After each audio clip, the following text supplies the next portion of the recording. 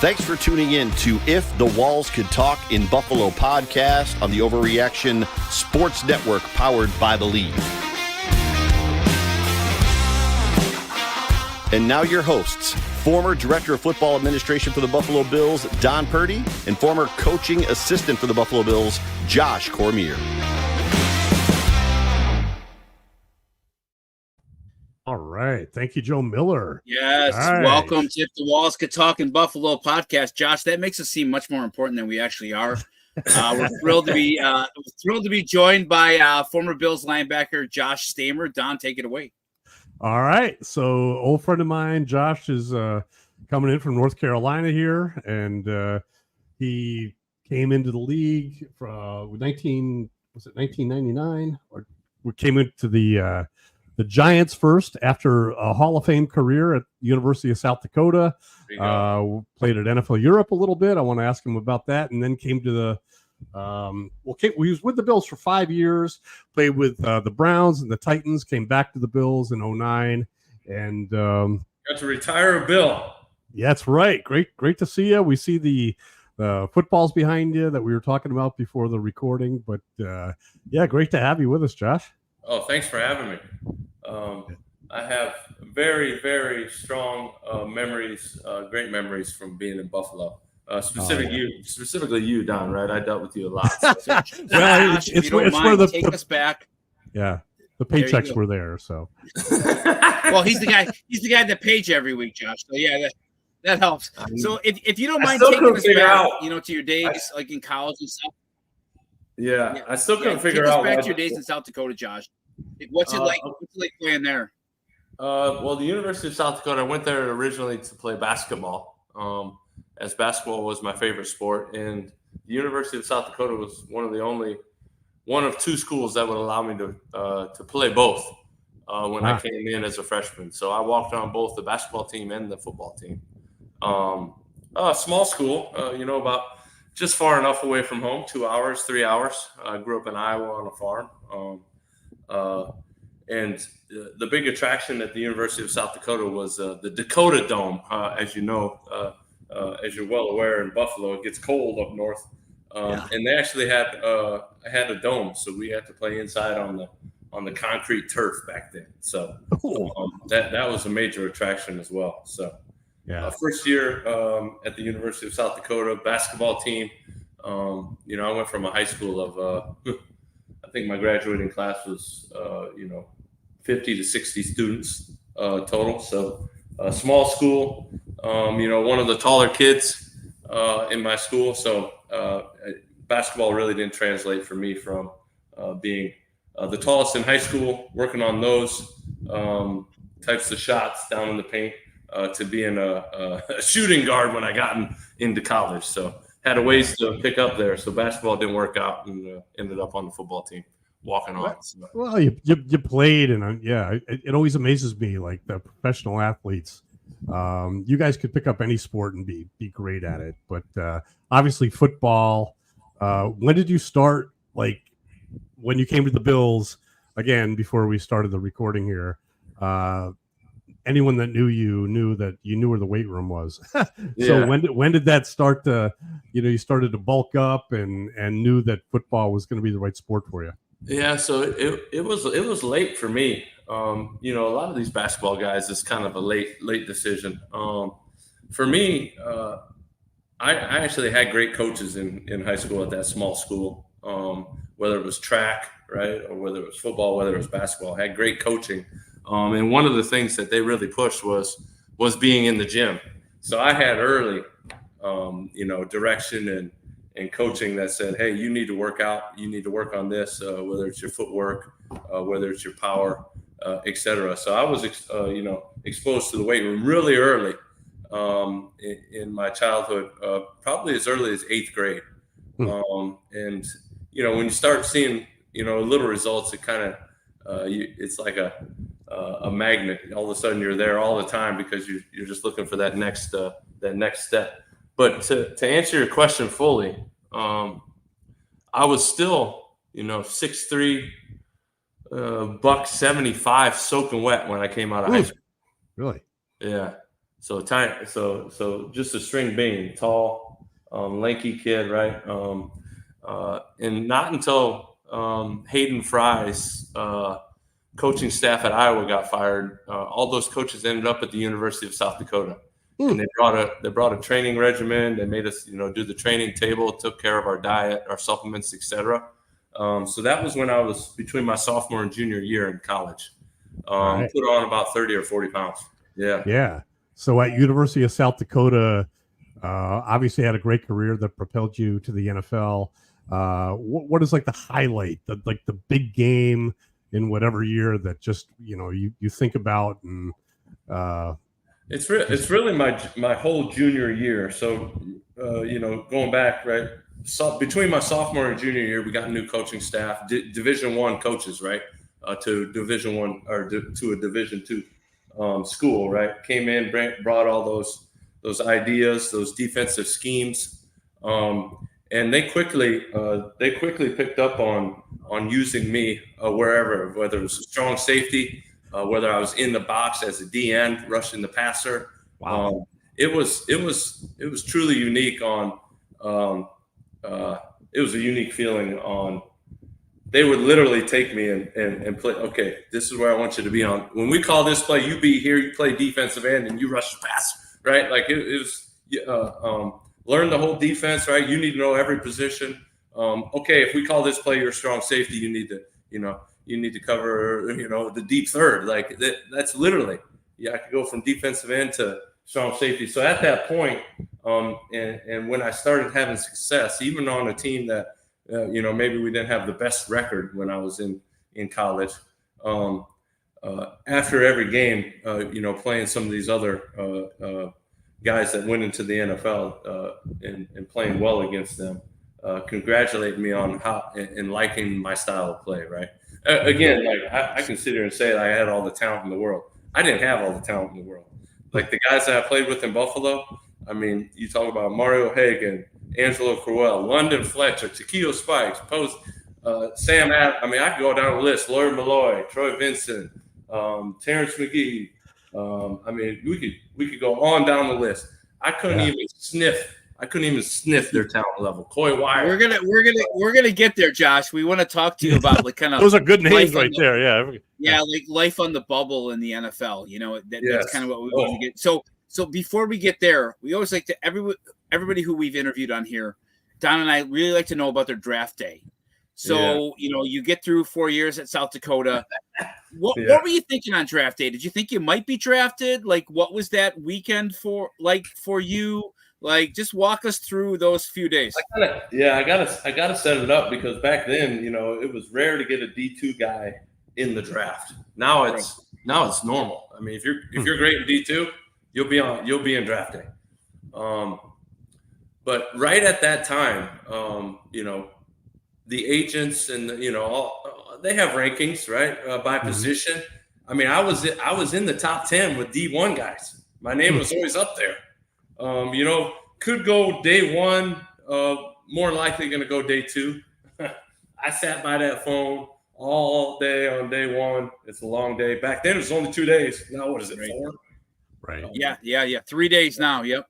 3 days. Yeah, they make a big ordeal out of it. But back then, it was 2 days. Sat there all day on day one. Didn't get a call. Frustrated. Didn't know what to expect on day two. Day two goes by.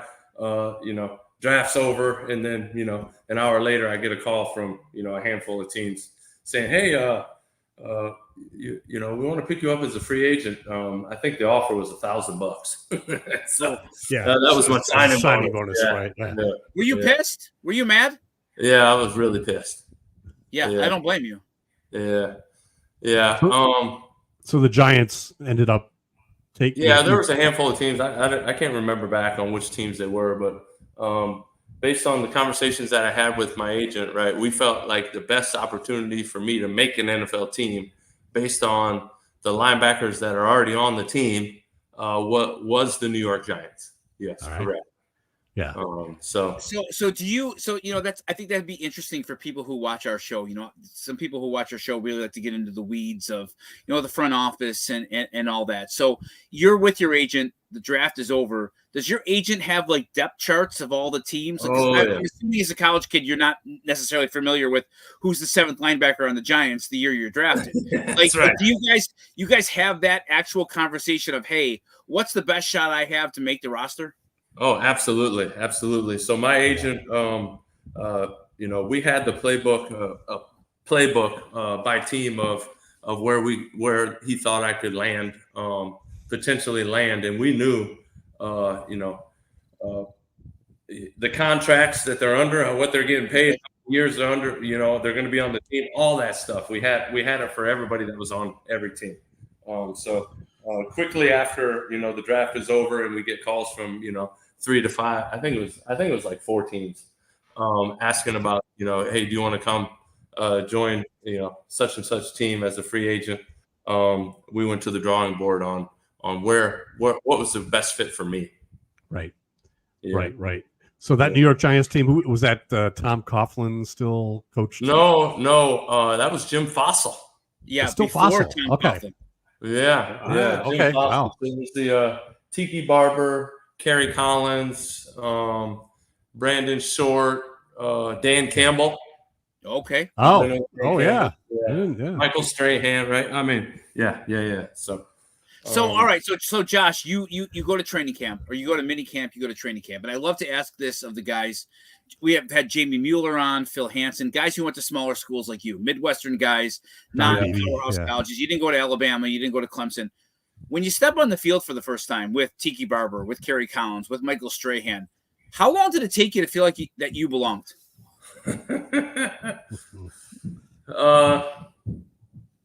I truly didn't feel like I belonged until I got to Buffalo, honestly. Okay. Why is that? Which for me is year 3. Okay. So I was at it for a while. To realize that it was potentially a possibility, because I knew, right, even as a free agent, it's going to be a long shot for me to make the team. Mm-hmm. But to realize that it was a real possibility to make the team, and to feel like I was good enough to do it, it didn't take long. A couple weeks. Yeah. Couple weeks. You're training. The Giants bring you up there right away, and you're in the weight room with the guys. Obviously, like Don said, I can hold my own in the weight room.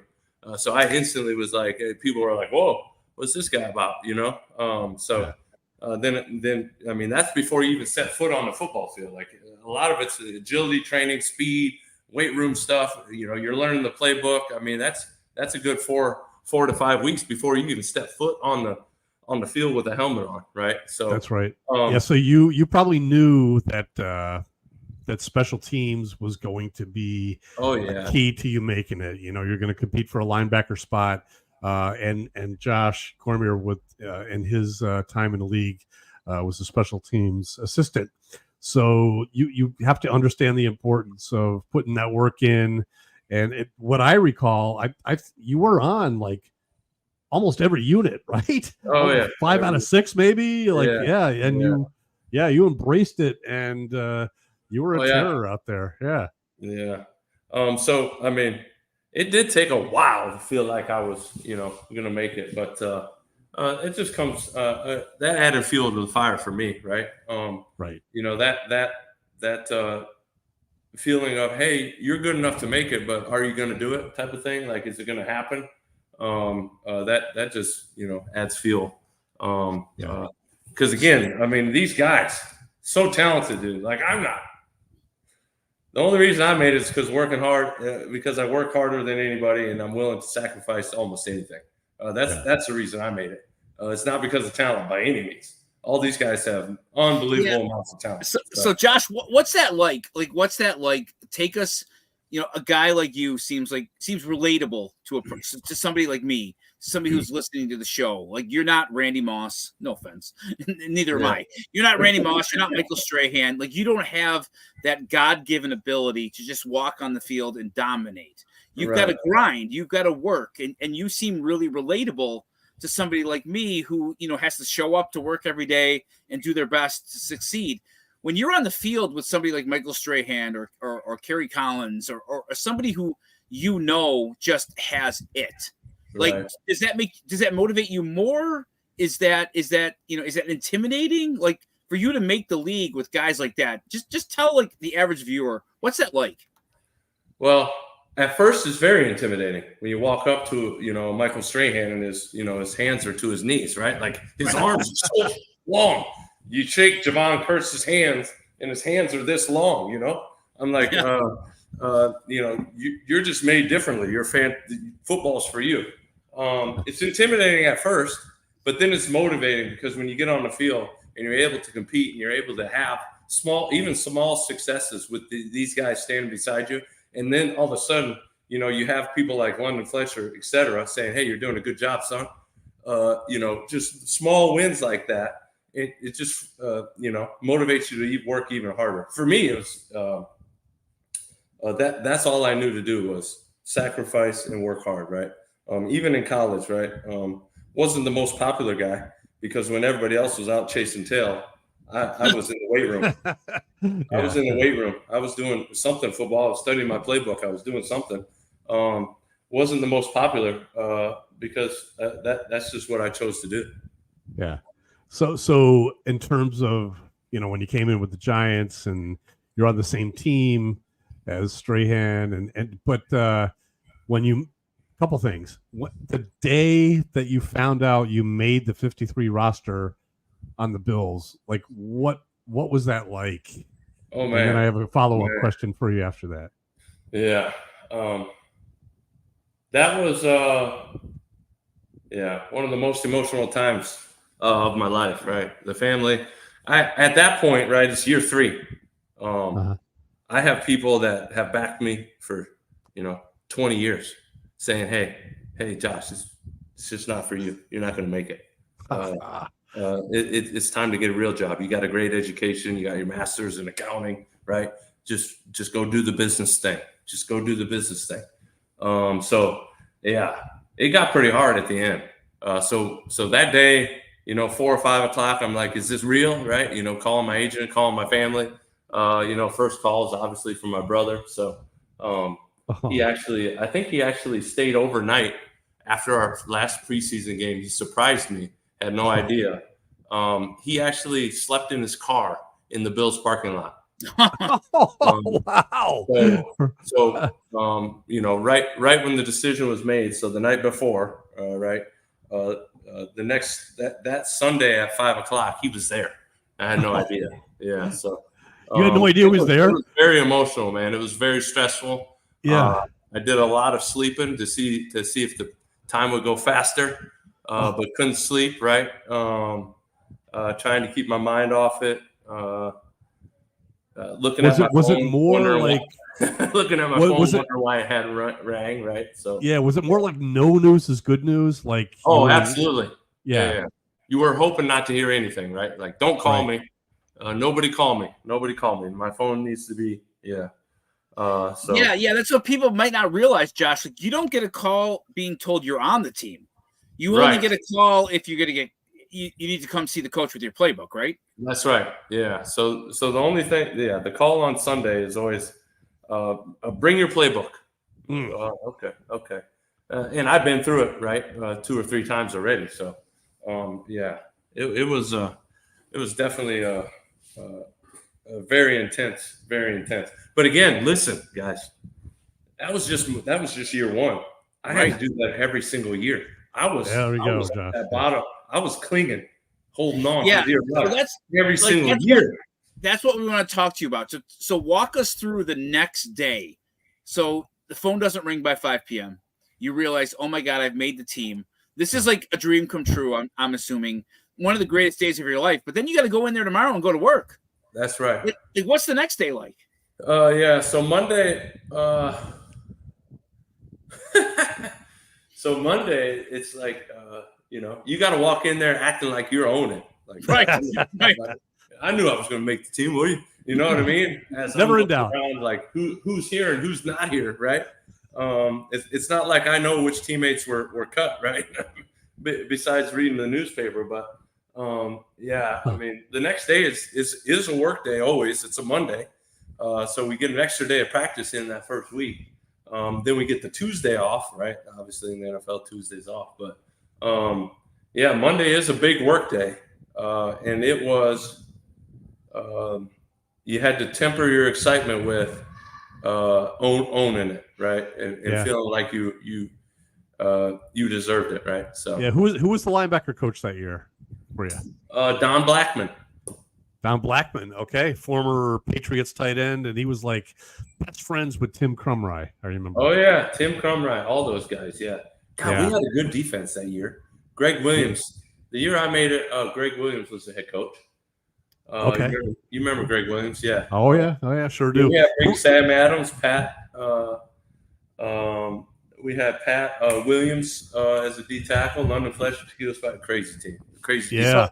So Josh, so talk me through, as a guy who makes the team and makes the roster, what people might not understand is that the roster's fluid throughout the year, right? Like, so were you worried week 1, week 2, week 3? Hey, you're not only competing against everybody on your 53, but anybody who's released in the NFL. Like, were you looking over your shoulder the whole year? I looked over my shoulder the whole time I was in the NFL. It was one of those motivating, driving factors for me to make sure that I stayed, doing the right things, stayed, doing exactly what the coaches wanted me to do, made sure I had great games, especially early in the season, right? Seems like the rosters are really fluid up to week 4 or 5, generally speaking. And then after that, they kind of get set in place. But, yes, I was always terrified that when I saw guys come in working out on Tuesday, was that the guy that was taking my position? Right. Yeah. Well, you're not alone. I saw the guys that they brought in. Yeah. You're not alone. And the league does that. The Bills did it.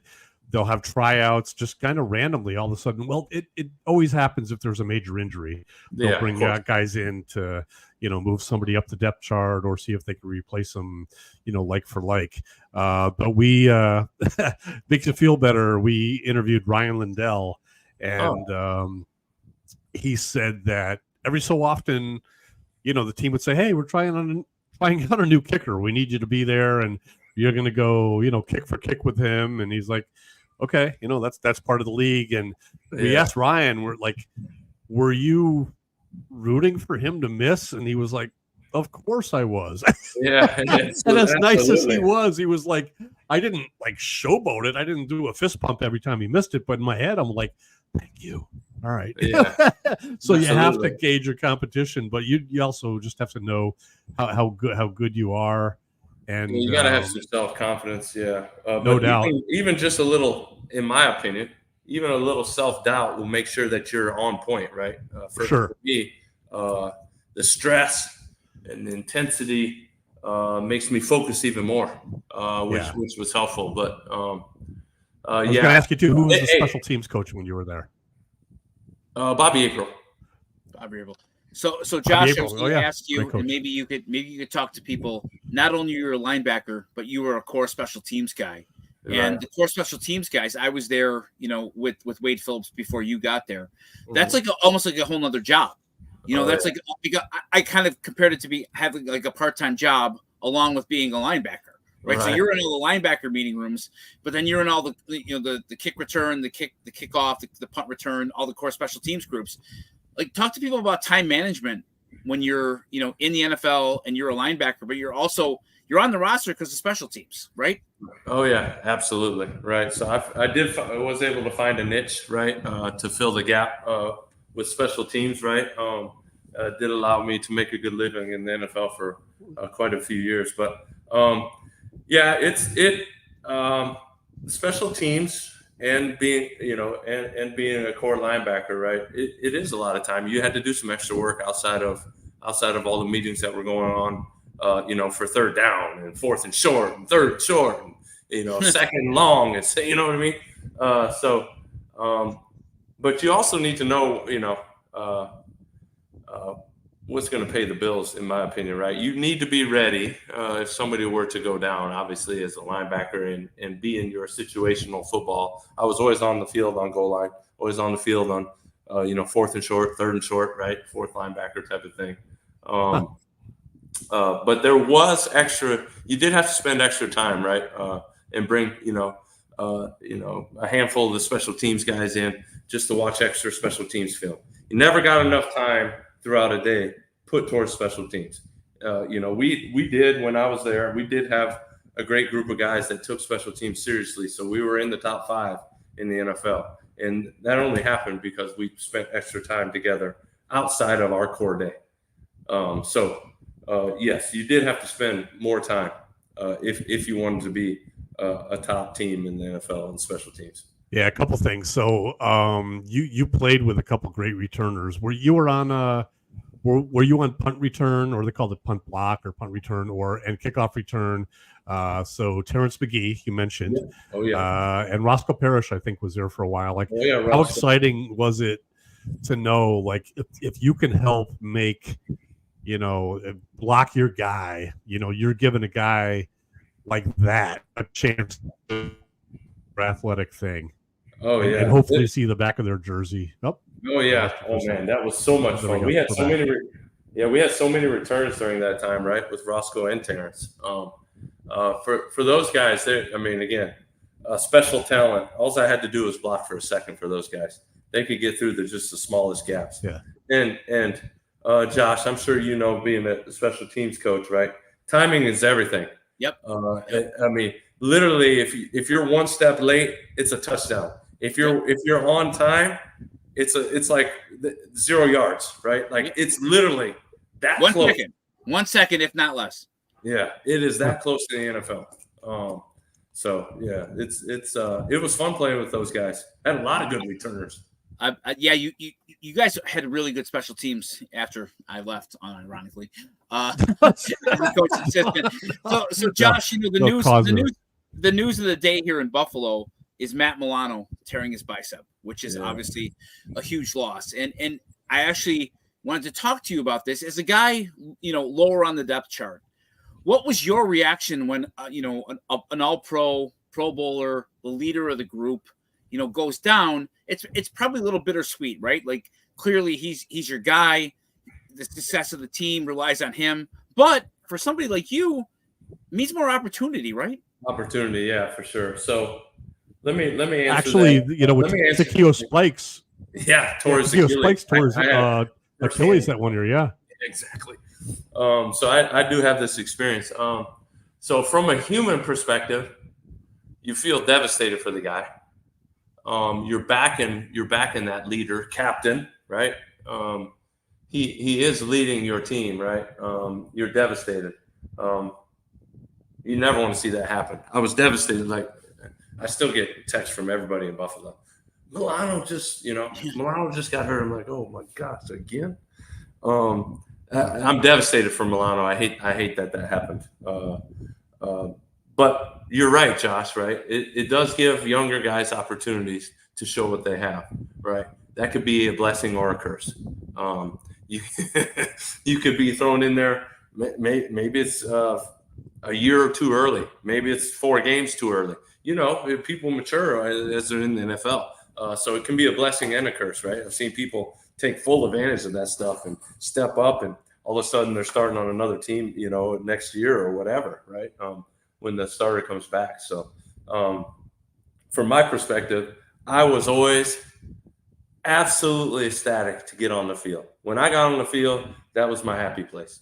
So any way I could get on the field, I was looking forward to that. So were you ever nervous? Yeah. Were you nervous? A big hit that I'm sorry, Don. Were you ever nervous on the field? I know. I tell my son every day I was terrified. Yeah. I was terrified. I was terrified to fail. The fear of failure, in my eyes, still to this day, don't want to fail for my wife and my kids. It drives you to be better than you could ever think. It drives you to do things that you never thought you could do. So the fear of failure to me is a healthy fear. I wasn't shaken out there or frozen, right? It was something that drove me to be, even better than I thought I could. So that's cool. Yeah.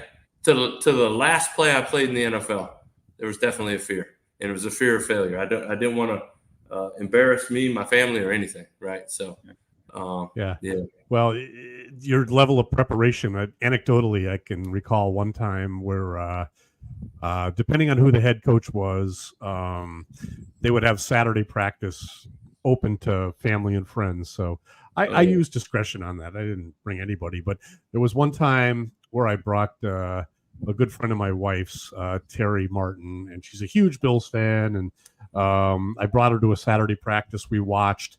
And then practice was over. I showed her around the building, and we popped into the team meeting room. And by then, most of the players were gone. They were doing whatever.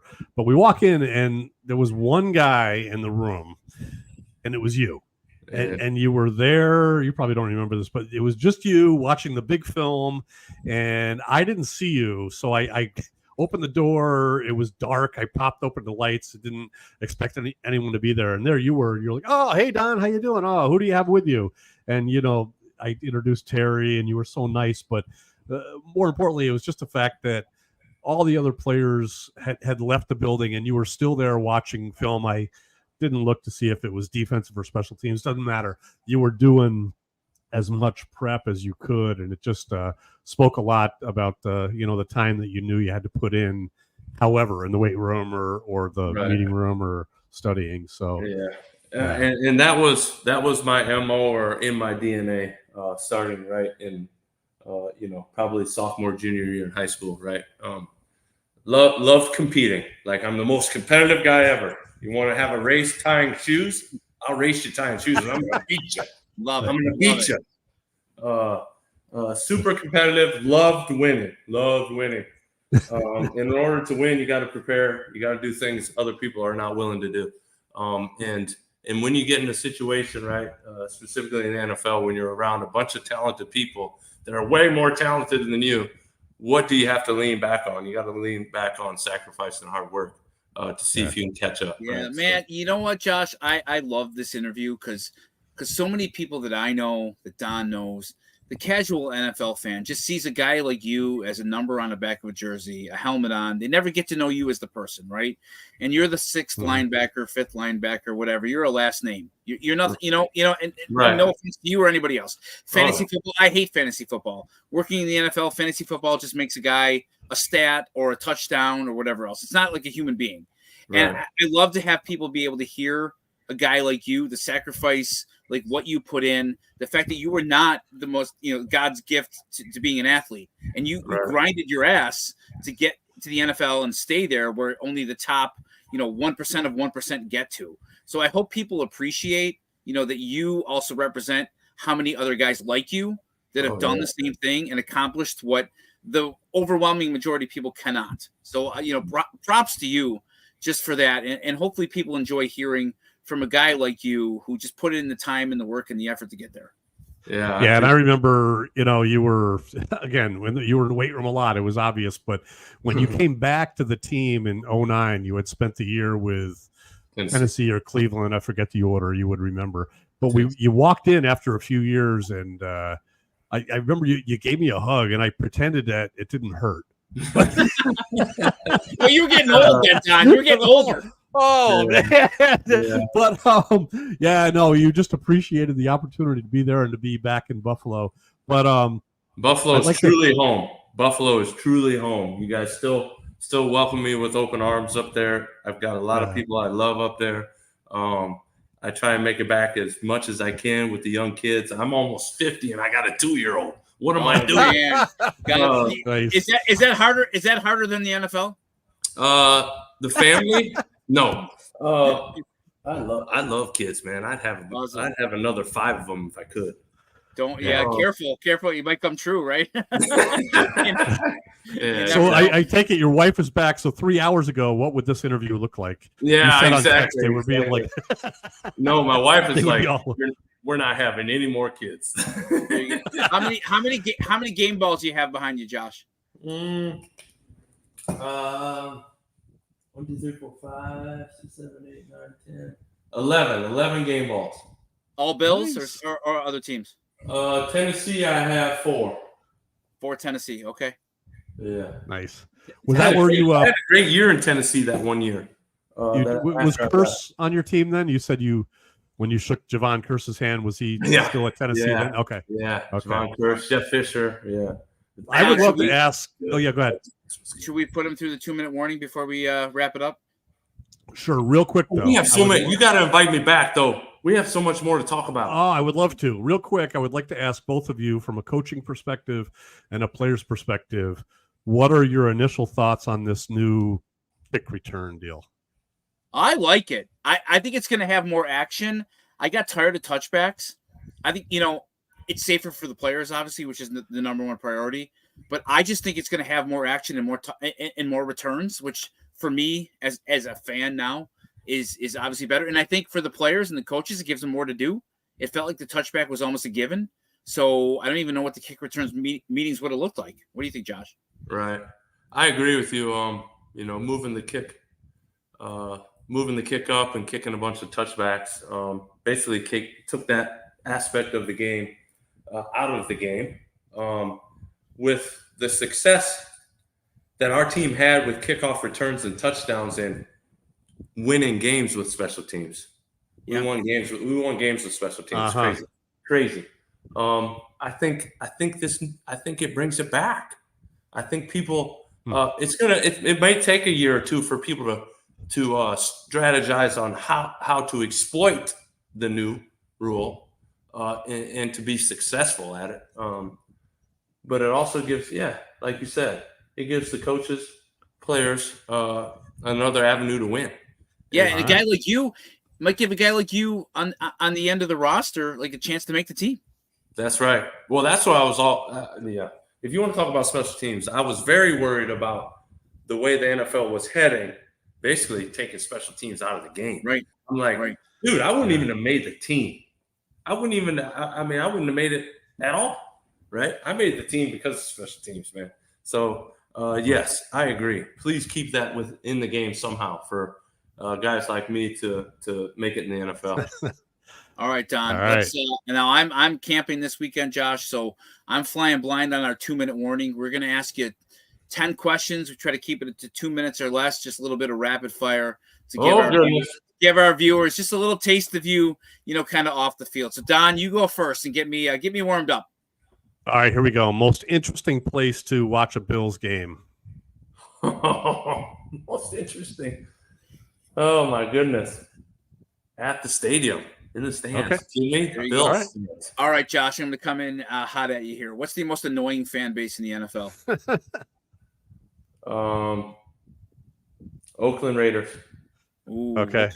Vegas Raiders now, right? Can they take it to Vegas? Yeah. All right. Yeah.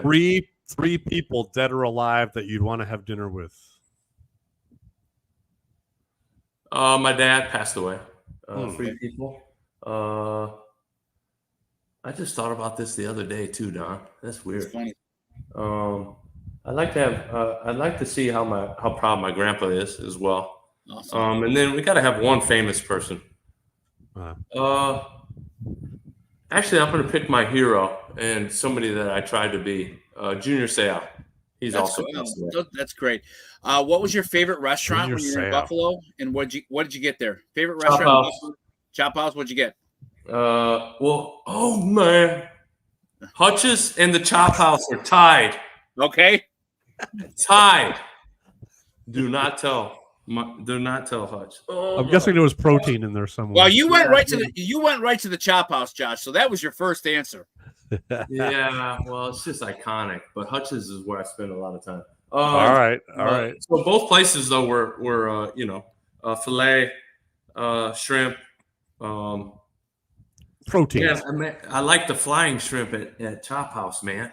That stuff is so good. Hey, man, I come back there just to eat, man. I love it there. All right. One restaurant in Buffalo, you can't do that to me. You got to give me top 5 next time. Top 5. Sounds good. You're entering an arena. You're a big deal. What is your dry ice entrance song? Oh, my goodness. Oh, I don't even know, man. It's okay. 2-minute warning. This is going to take me all 2 minutes. That's all right. We could come back to it. Best concert you've ever been to. Maybe that'll help you. I don't go to concerts. That's the problem. No worries. Yeah. The best concert. I'm never gonna make that one. Not going to make that one. What was your favorite cartoon growing up? Favorite cartoon? Smurfs. Yeah, I knew you'd have one for that. Okay. What's a popular food, but you hate it? What's say it again? Popular food, but you hate it.